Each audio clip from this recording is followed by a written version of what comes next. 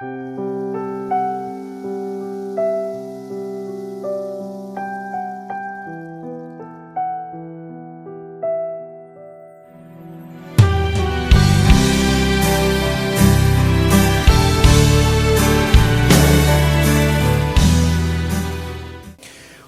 noite é o Mateus que vai estar, meu xará vai estar aqui, trazendo a palavra para nós, para que nós possamos compreender melhor quem é Jesus Salvador. Quem foi esse Salvador que veio ao nosso encontro? O que esse Salvador realiza na nossa vida nos dias de hoje? Eu convido a você a estender as suas mãos. Vamos rezar uma Ave Maria, pedindo que Nossa Senhora esteja mesmo com o seu manto estendido sobre os ombros do Mateus. Ele que tem dedicado a sua vida para servir ao Senhor, tem dedicado a sua vida para servir ao reino, para anunciar que Jesus realmente é o Salvador. Por isso nós pedimos, Mãe querida, Mãe amada, derrama sobre ele a tua bênção, cobre esse seu filho com o teu manto sagrado, protegendo em toda a missão a qual o teu filho o confiou. E lhe peço, Mãe querida, Mãe amada, também protege toda a sua família, que ele possa ser este homem missionário diante de tudo aquilo que Jesus nos propõe. Ave Maria, cheia de graça, o Senhor é convosco. Bendita sois vós entre as mulheres, bendito é o fruto do vosso ventre, Jesus. Santa Maria, Mãe de Deus, rogai por nós, pecadores, agora e na hora de nossa morte. Amém.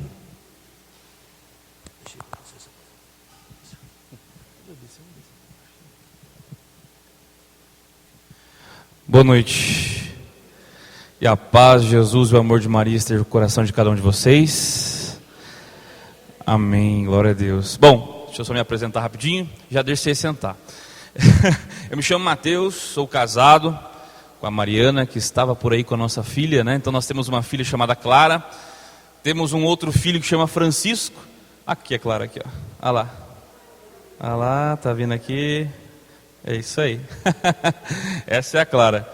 E tem outro filho que chama Francisco, que está dentro da barriga da mãe. Dezembro está chegando aí fazer companhia para Clarinha, né, Clarinha? Ela aí. Eu participo de um grupo de oração que chama Filhos de Davi.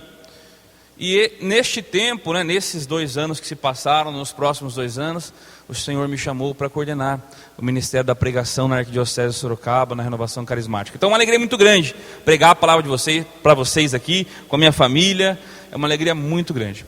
Antes de nós começarmos a falar um pouquinho daquilo que Deus tem para nós na palavra, para essa noite de seminário, o seminário ele tem alguns propósitos, né? E um dos propósitos principais é fazer com que nós nos tornemos próximos, primeiro de Jesus, amém? E segundo dos irmãos que estão conosco, porque a palavra, olha aqui, porque a palavra vai dizer justamente isso, né? Amar a Deus sobre todas as coisas e o próximo como a ti mesmo. Então, para a gente começar já colocando em prática tudo isso, queria fazer um convite para vocês. Subiu até na escadinha aqui para me ajudar. Eu queria convidar todos que nós nos colocássemos nesses bancos, nesse banco aqui, pode ser? Todo mundo junto aqui nesse banco, fica mais fácil para a gente pregar. Então, eu queria convidar você a sair um pouquinho do teu lugar, vir aqui, ó, para este banco aqui, ficar próximo dos irmãos, tem lugar ali, pode vir tranquilo, só aqui na frente que o irmão dormiu. Glória a Deus. Cuidado aí, Clarinha, que a escada é grande. Isso, vai chegando mais perto. Glória a Deus, glória a Deus. Eu quero já convidar você, dá uma empurradinha que cabe. Isso. Pode ir lá. Opa, pode ir lá. Fique à vontade. Glória a Deus. Legal. Já juntamos aqui, estamos juntos. Agora, eu não sei se você, antes da missa, teve a oportunidade de olhar para quem estava na igreja. Não sei se você teve essa oportunidade. Quero convidar você a olhar para quem está do teu lado aí. E colocar a mãozinha assim e falar assim, ó, a paz de Jesus esteja no teu coração. Saúde esse irmão aí. Glória a Deus. Aí. Dormiu, né? Glória a Deus. Isso.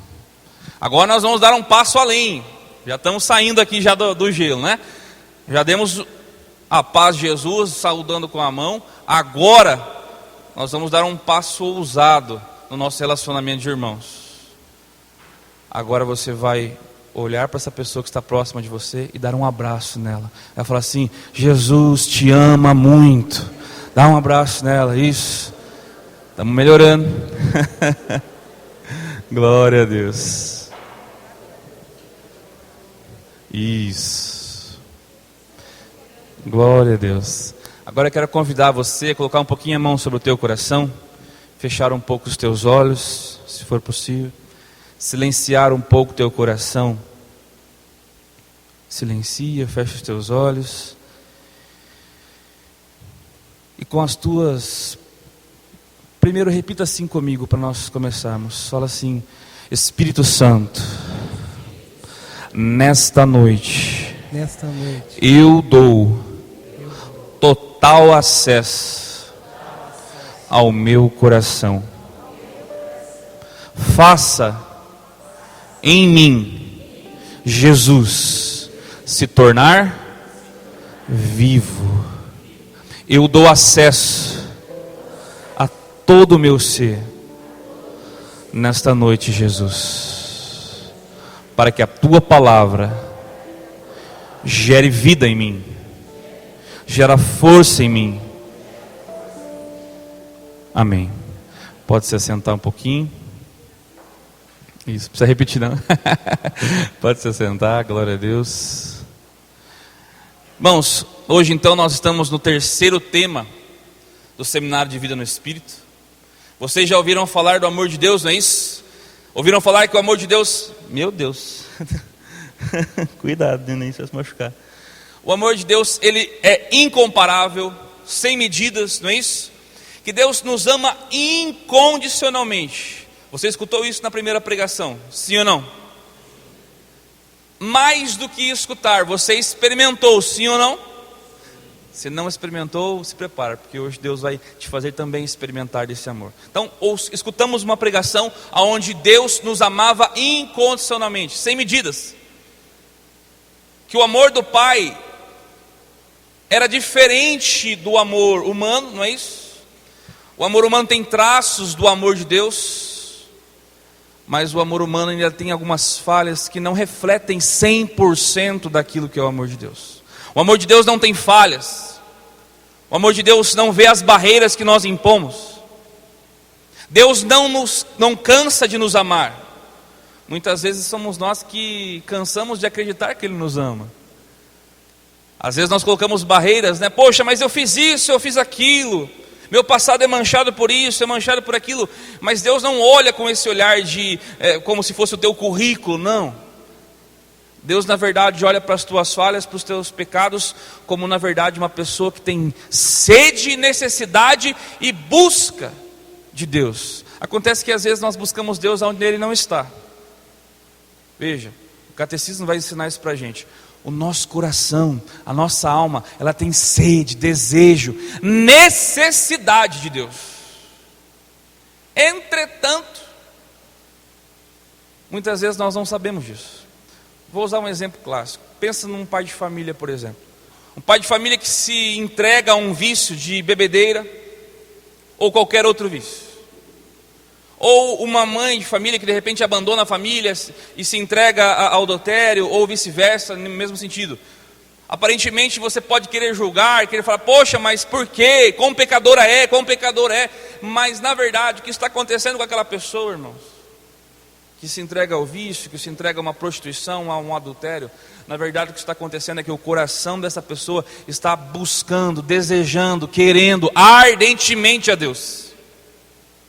Acontece que ela está tentando buscar esse Deus, esse preenchimento, essas coisas, essa certeza, em coisas que não são Deus, em situações que não são Deus, entende? E aí vai tentando preencher a sede é grande, a fome é grande, vai tentando preencher com pecados, vai tentando preencher com situações adversas, e a fome na verdade vai se tornando ainda maior. E aí várias situações podem acontecer. Uma delas da nossa atualidade, por exemplo, é a própria depressão. Muitas vezes essa sede, esse desejo sendo totalmente, lógico, tem várias situações que podem levar a isso, é uma doença.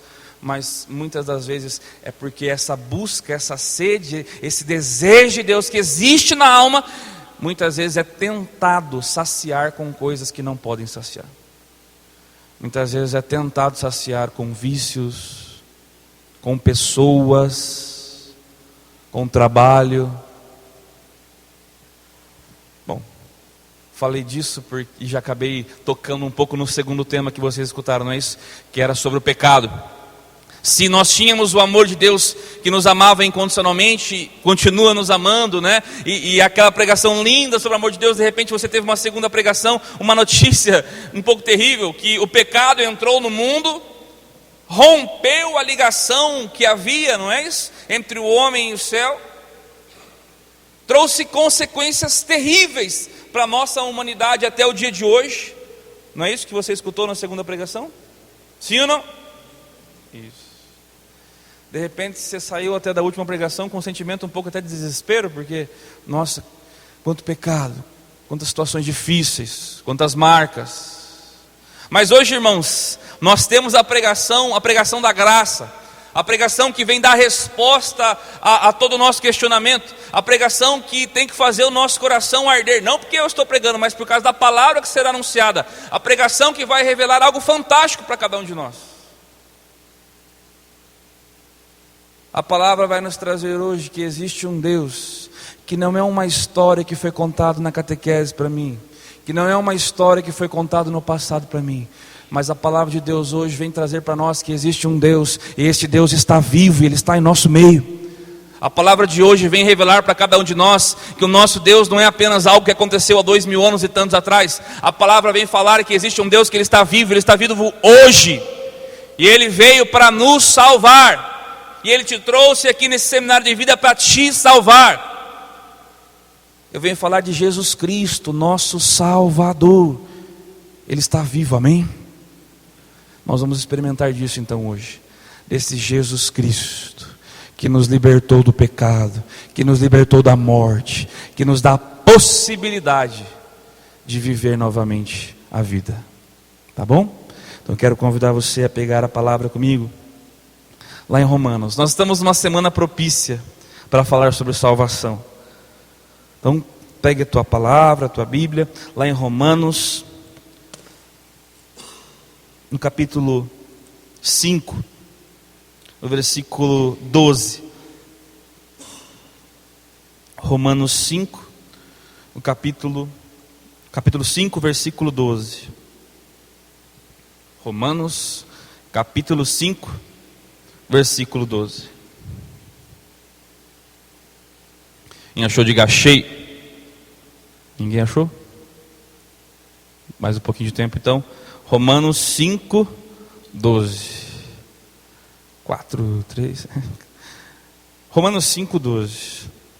Veja, antes de nós lermos a carta de São Paulo aos Romanos, é propício estarmos nessa semana em que justamente a liturgia medita sobre a salvação. Nós vamos até entrar mais à frente um pouquinho na primeira leitura que nós tivemos hoje aqui sobre Romanos, que está na sequência desse texto. A semana inteira está falando de salvação para nós, por isso fique atento à liturgia de hoje, principalmente nas primeiras leituras e tudo mais. Vai falar muito de salvação. Antes de nós lermos a carta de São Paulo aos Romanos, é importante entender quem é Paulo, só refrescar na nossa mente.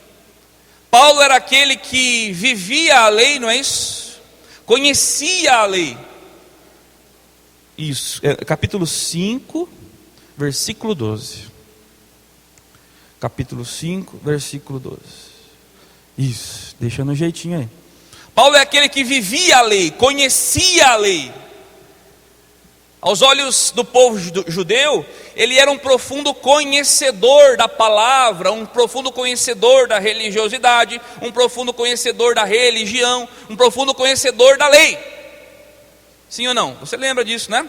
Da catequese, tudo mais, dos ensinos, das homilias. Paulo então, ele mesmo vai dizer: quanto à lei eu era irrepreensível.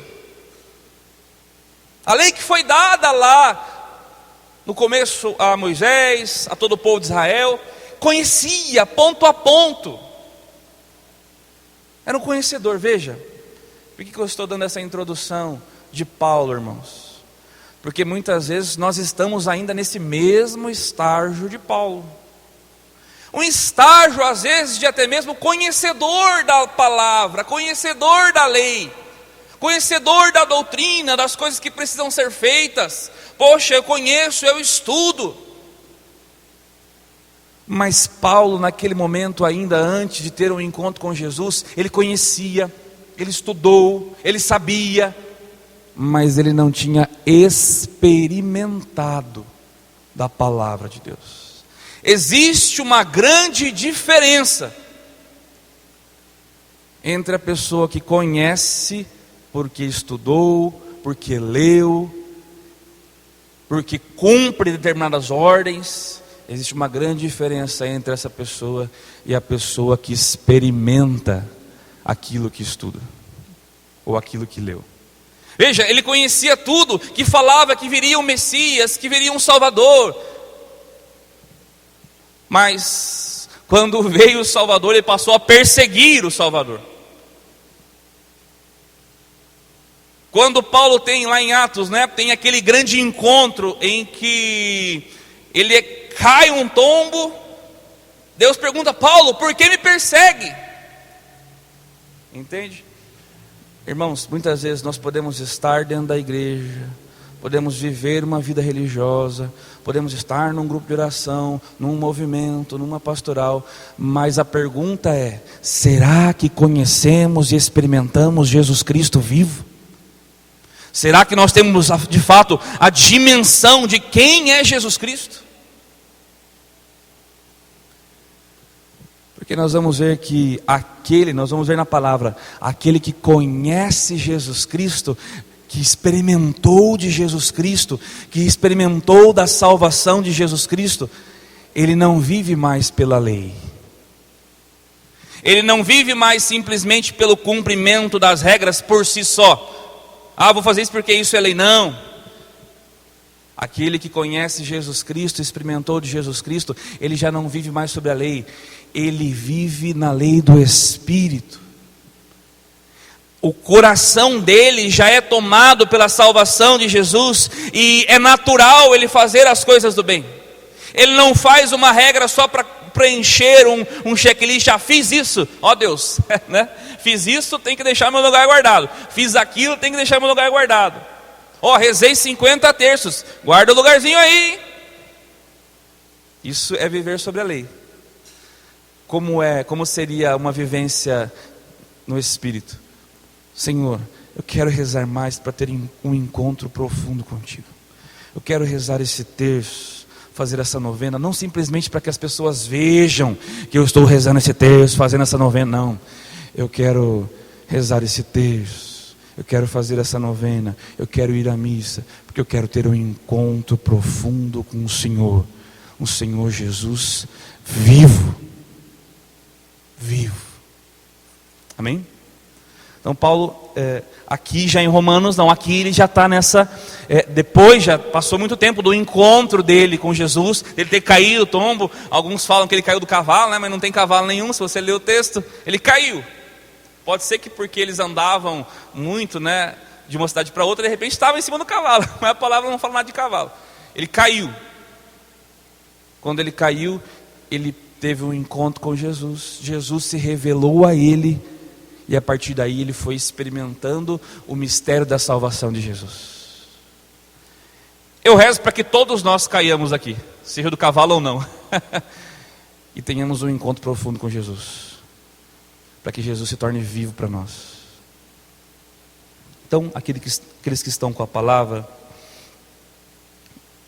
capítulo 5, versículo 12, aos que não estão com a palavra, convido a trazer na próxima semana, para poder acompanhar o texto.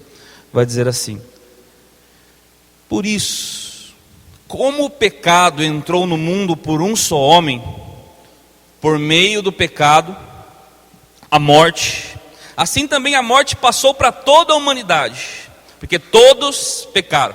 Então veja, aqui ele só está resumindo um pouquinho daquilo que foi a última pregação. O homem, então, enquanto ser humano, lá no começo, ele desobedece a Deus, todos conhecem a história, e a partir dali, então, a realidade do pecado entra na humanidade. Importante ficar gravado algo aqui para nós. Eu não sei se o último pregador falou sobre isso, Mas tem muita gente que fala assim: poxa, Jesus venceu o pecado, Jesus lutou, né, venceu, foi vencedor contra o pecado, mas Ele é Deus, eu sou humano. Vamos colocar uma coisa clara aqui. O pecado, e detalhe, quando Jesus assume a condição humana, Ele assume para nos libertar de todo pecado. Ele assume para arrancar tudo a respeito do pecado, para nos perdoar do pecado. Então, essa é uma das principais missões de Jesus. Ele encarna, assume a nossa condição humana para nos libertar do pecado e redimir toda a realidade humana. Agora, Ele só não assumiu uma coisa. Ele só não assumiu o pecado. Por que Jesus não assume o pecado? Então, poxa, tinha que dar uma experimentada, né? Por que Jesus não assume a realidade do pecado? Porque o pecado não é uma realidade humana. O pecado é uma realidade demoníaca lá, né? O homem foi tentado, mas não foi o homem que criou o pecado. Não está na essência do ser humano o pecado. Por isso que Deus fala para nós, né, para nós lutarmos contra o pecado. Por isso que nós, aceitando a salvação de Jesus, eu estou deixando com que essa realidade que não é humana vá se tornando parte fora de mim, fique longe de mim. Jesus então assume a condição humana, redime a condição humana, só não assume o pecado. Por quê? Porque o pecado não é uma realidade humana. Conclusão de tudo isso: quanto mais eu me deixo levar pelo pecado, quanto mais eu me escravizo com o pecado, mais eu estou deixando de ser humano. Entende? Quanto mais eu luto contra o pecado, quanto mais eu vou vivendo o que nós vamos ler aqui, quanto mais eu vou vivendo a lei do Espírito, quanto mais eu vou sendo escravo da liberdade, da justiça e não do pecado, mais eu estou lutando para ser humano na plenitude. Você entende? Então a luta contra o pecado não é simplesmente um cumprir ou não cumprir lei. A luta contra o pecado, na verdade, é uma luta para que nós nos tornemos humanos na plenitude, naquilo que Deus criou. Entenderam? Então olha para essa pessoa que está do teu lado aí, fala assim para ela: meu irmão, você precisa lutar contra o pecado, para não virar ET, né? Para não virar ET. Quanto mais lutamos contra o pecado, mais nós vamos nos tornando humanos, vamos deixando de ser extraterrestres, não é isso? A palavra vai continuar então e fala que o pecado entrou por um só homem. Entretanto, todos nós que somos descendentes adquirimos a condição de pecadores. O homem até Jesus Cristo já não tinha mais saída. O acesso ao céu estava totalmente limitado. Mas eis que Deus, na sua infinita misericórdia, nos dá a possibilidade, em Jesus Cristo, de termos acesso novamente ao céu. Eu gosto de uma música que diz mais ou menos assim, em alguma dos refrões. Alguém aqui já participou da Vigília Pascal? Tem católico aí? Vigília Pascal, a missa do sábado, né? Tem uma canção que vai dizer assim, me ajudem aí, tá? Vou só puxar, vamos ver se eu consigo lembrar também. É uma das partes do refrão, tá? É muito longo, mas tem uma parte que me toca e diz respeito a isso e é fantástico. Fala assim, ó: ó noite de alegria verdadeira, que uniu de novo o céu e a terra inteira. Não é fantástico isso, irmãos? Então, quando Jesus assume a condição humana, Ele morre pelos nossos pecados. Todo o peso do pecado meu e seu de hoje foi cravado naquela cruz. Ele morre, mas ressuscita, unindo de novo o céu e a terra inteira. Ou seja, em Jesus Cristo Salvador, temos a possibilidade novamente, irmãos, de ter acesso ao céu. Eu e você. Basta que, veja, então, em Jesus é garantido a nós a salvação. Basta que nós aceitemos. Porque aqui está uma das principais alegrias de ter Deus como Deus. Deus não é um Deus manipulador. Já viram marionete, né? Que o ventríloco, né? Ele tem o bonequinho aqui, tem a mão, aí ele vai mexendo e o bonequinho vai fazendo o que ele quer, não é isso? Deus não é assim. Esse é o demônio. Deus, ele não age, ele não empurra as coisas para o nosso coração. Ele nem obriga cada um de nós a aceitarmos a salvação. Ele espera que na nossa liberdade nós aceitemos o amor dele.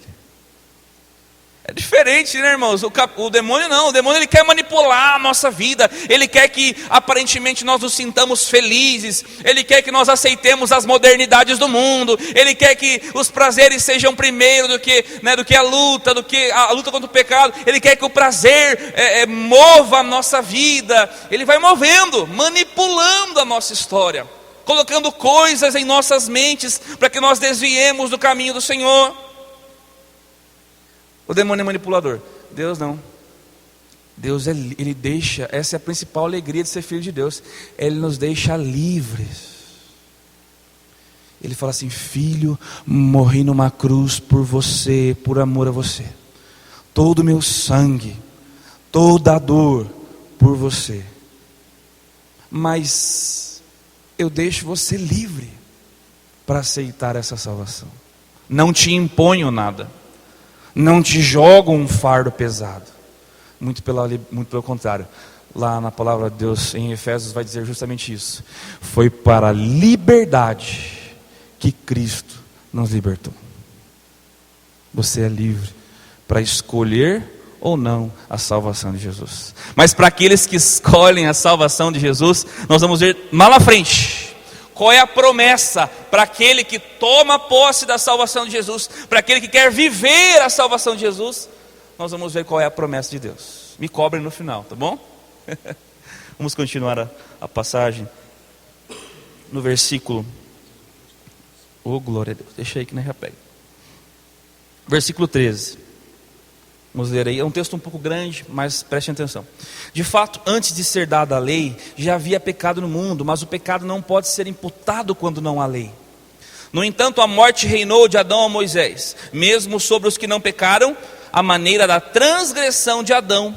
Qual é a figura daquele que havia de vir? Está falando aqui que o pecado de Adão foi indo até nós. Todos pecamos por causa de nossos pais. É um pecado por herança, né? 15. Entretanto, o dom da graça não é como a transgressão.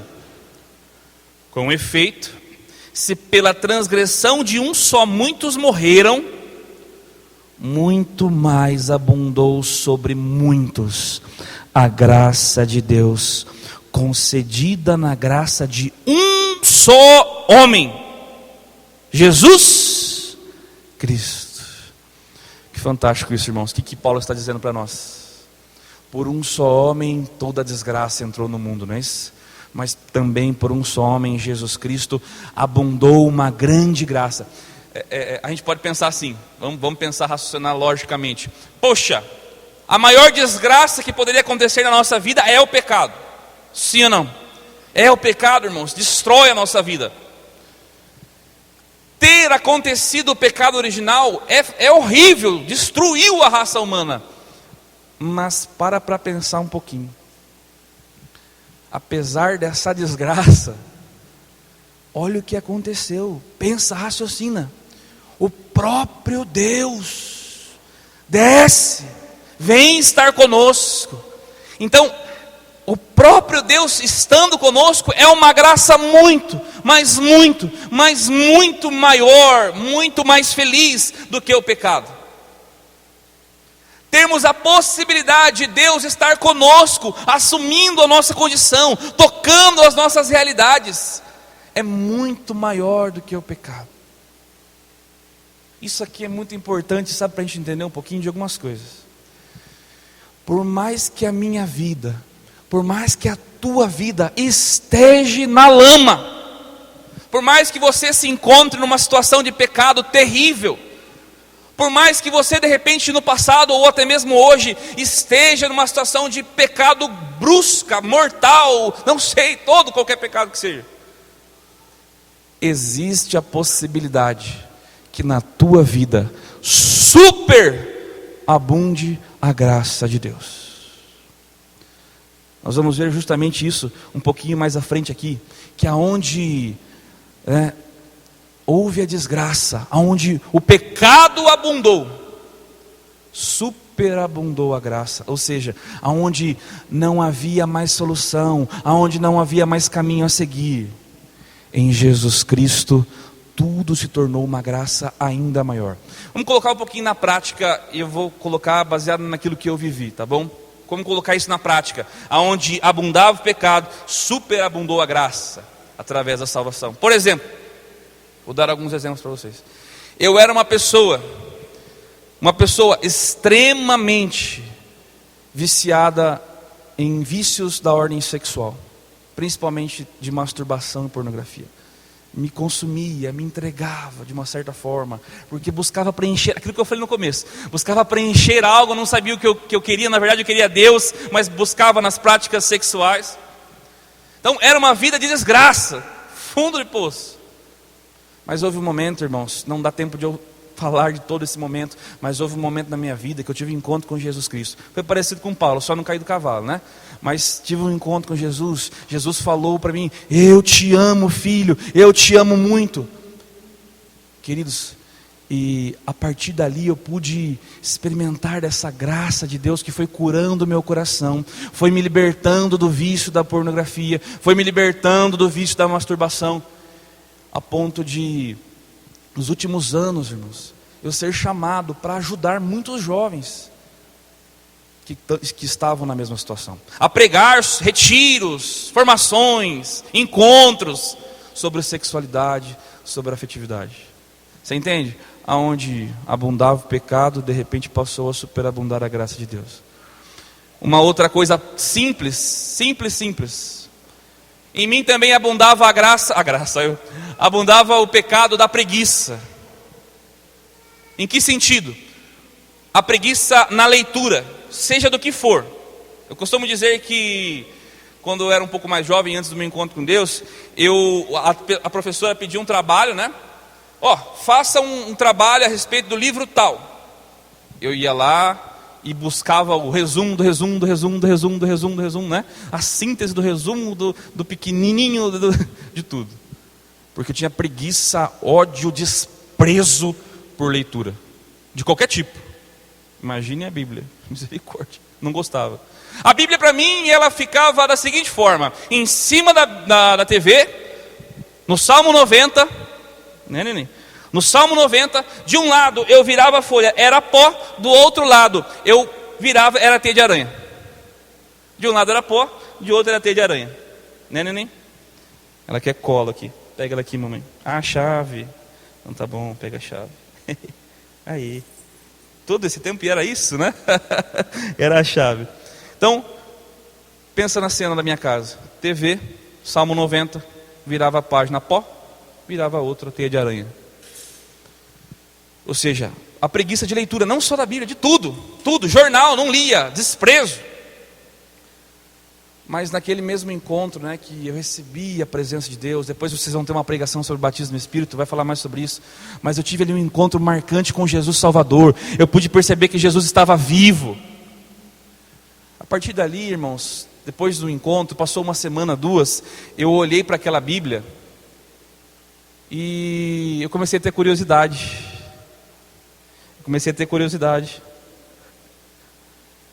eu olhei um versículo, e falei assim: misericórdia, não entendi nada. Li o segundo versículo, nossa, quantas palavras difíceis. Li o terceiro versículo, Cristo, está muito difícil isso aqui, não faz sentido nenhum. Mas, lá pelo 4º e o 5º versículo foi acontecendo algo. Eu fui falando assim, puxa, nossa, parece que eu entendi uma palavrinha aqui, né? De 150 que eu li ali. Li mais um pouquinho, nossa, parece que faz sentido isso aqui. Li mais uns 3, 4 versículos, não sei o que aconteceu, mas o meu coração começou a incendiar, irmãos. Eu falei, meu Deus, mas a palavra parece que está viva. Parece que isso aqui não é um livro apenas, parece que isso aqui é uma pessoa. É Jesus. É isso, irmãos.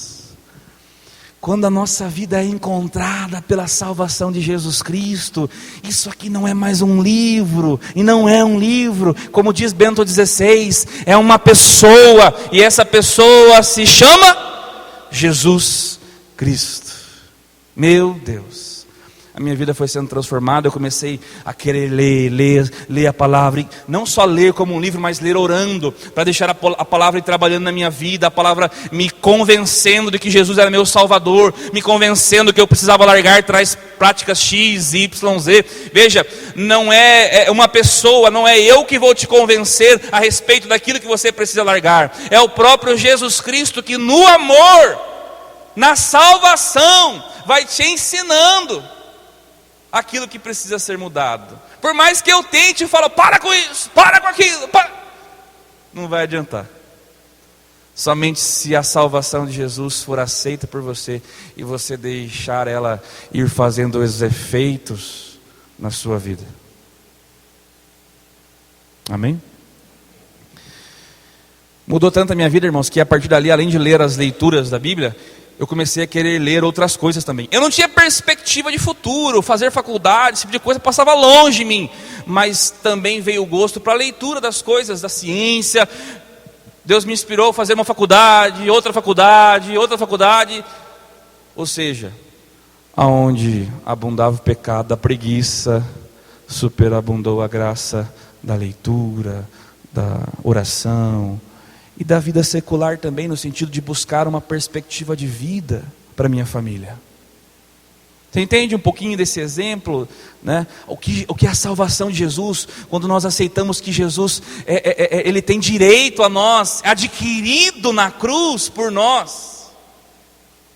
Veja, a tua vida tem um preço que você não tem noção. A tua vida tem o preço de todo o sangue de Jesus Cristo.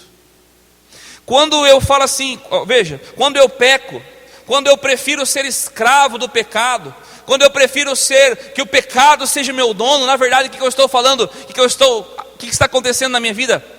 Quando eu prefiro ser escravizado pelos meus próprios desejos, quando eu quero ser dono de mim mesmo, o que eu estou falando para Jesus?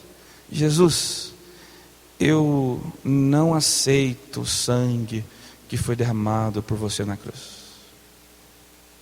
Ou seja, quando eu não tomo posse da salvação de Jesus Cristo, eu estou desdenhando do sangue que caiu na cruz por mim, por você. Eu não quero desperdiçar o sangue de Jesus. Você quer? Não quero, também não quero. Vamos continuar.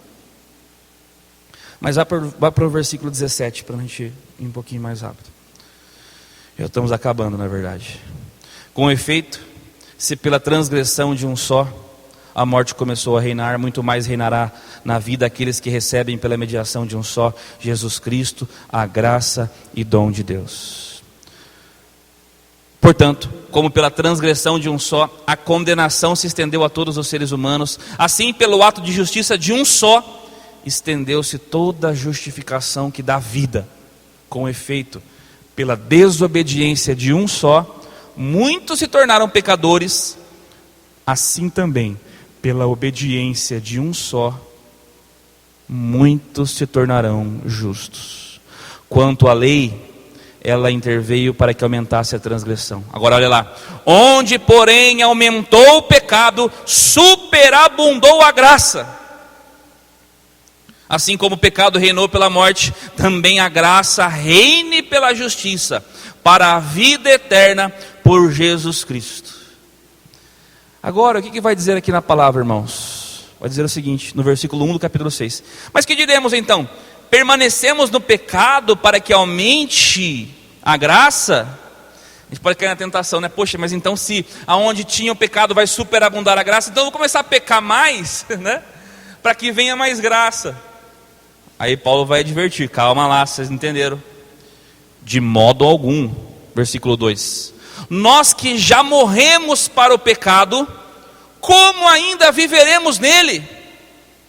Acaso ignorais que todos nós batizados no Cristo Jesus, é na sua morte que fomos batizados?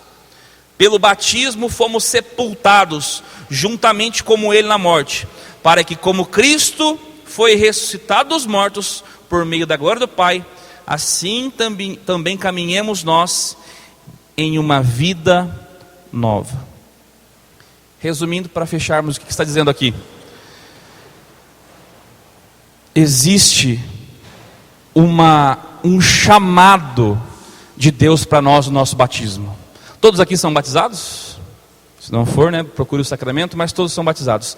No nosso batismo, quando a água mergulhou, é como se nós fôssemos o homem velho fosse sepultado, morto. E aí nós nascemos de novo com Jesus Cristo. E a partir daí então temos que viver uma vida diferente. Temos que viver uma vida segundo o Espírito. Uma vida de luta contra o pecado, sim, mas preste atenção. Nós devemos lutar contra o pecado não pelo pecado. Nós devemos lutar contra o pecado não porque é uma lei da igreja apenas. Nós devemos lutar contra o pecado não porque é uma lei que me foi imposta por alguém, não. Eu tenho que lutar pelo pecado por quê? Porque eu quero dar valor ao sangue derramado de Jesus na cruz por mim. Eu quero lutar contra o pecado porque eu não quero desperdiçar o sangue de Jesus na cruz por mim. Eu quero lutar contra o pecado não porque é uma lei, mas porque eu quero amar Jesus Cristo como Ele me amou. E Ele me amou até uma morte de cruz. E o que eu ganho com isso, O que eu ganho aceitando a salvação de Jesus? O que eu ganho dando valor ao sangue de Jesus? O que eu ganho lutando contra o pecado? Dá um pulinho aí na palavra, lá no versículo 19 do capítulo 6. Capítulo 6, versículo 19. Aqui está a promessa, a herança daqueles que lutarem até o fim. Acharam aí? Rapidinho. Devido à fraqueza da vossa carne, falo de maneira bem humana. Com efeito, se oferecestes vossos membros como escravo à impureza e à iniquidade, ofereceis agora como escravos a justiça para a santificação. O que ele está falando? Se antes de repente nós nos oferecemos à escravidão do pecado, agora na lei do Espírito nós devemos nos oferecer como escravos à justiça, à vontade de Deus, ao amor de Deus. 20. Quando eras escravo do pecado, estavas livre com relação à justiça, mas que fruto tinha? Coisas das quais agora vos envergonhais. Ou seja, qual o fruto do pecado na nossa vida? Nenhum. Só coisas nas quais nós nos envergonhamos, pois o fim delas é a morte. 22. Agora, porém, libertados do pecado e como escravos de Deus, colheis o vosso fruto para a santificação, tendo como fim a vida eterna. Com efeito, o salário do pecado é a morte. Mas olha a promessa aí, Mas o dom de Deus, o que é dom? Sabe o que é dom? Presente, algo que é dado. Mas o dom de Deus é a vida eterna no Cristo Jesus nosso Senhor. Aquele que é escravo do pecado tem como presente a morte. Aquele que é escravo de Deus tem como fruto e presente a vida eterna. Amém? Vou convidar você a se levantar um pouquinho, só para a gente rezar nessa palavra. Feche um pouquinho os teus olhos. Se você se sentir à vontade de colocar a mão no teu coração, diante de tudo aquilo que você escutou nesta noite, o padre, foi fantástico aqueles que estavam na missa aqui, porque o padre fez uma pergunta no final. Ele perguntava assim: quando Jesus voltar, será que ele encontrará alguém de fé? Jesus te trouxe aqui nesta noite, meu querido irmão, para ser esta pessoa que quando Jesus voltar, poderá falar para Jesus: Jesus, eu não desperdicei o teu sangue. Jesus, apesar das minhas lutas, das minhas batalhas, apesar das minhas fraquezas, eu optei em aceitar a tua salvação na minha vida. Eu optei em, a partir de hoje, assumir a condição de salvo, assumir a condição de filho de Deus, assumir a condição de uma pessoa que não quer viver mais pela lei, mas que quer viver no Espírito. Com as tuas palavras, meu irmão, minha irmã, do teu jeito, talvez você não tenha as palavras na cabeça, mas o teu jeito vai dizendo para você assim, melhor, para Jesus: Senhor Jesus, eu aceito a tua salvação na minha vida, Senhor. Eu não quero mais desperdiçar o teu sangue, Jesus. Eu aceito, Senhor Jesus, o teu sacrifício por mim. Eu aceito, Senhor Jesus, todo o teu amor pela minha vida, Senhor. Eu aceito, Senhor Jesus, que a partir de hoje eu vou lutar para que toda gota do seu sangue tenha valido a pena por mim. Peço tua força, Senhor, porque terei lutas,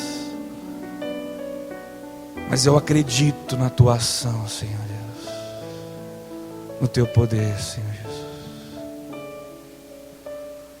Vamos cantar essa canção, ainda com os olhos fechados, experimentando da graça, da justificação, da salvação de Jesus Cristo na nossa vida. Eis que o Senhor nesta noite aniquila o homem velho, a mulher velha da tua vida, e te chama a ser um homem novo, uma mulher nova, ressuscitado, que ressuscitou junto com Jesus Cristo.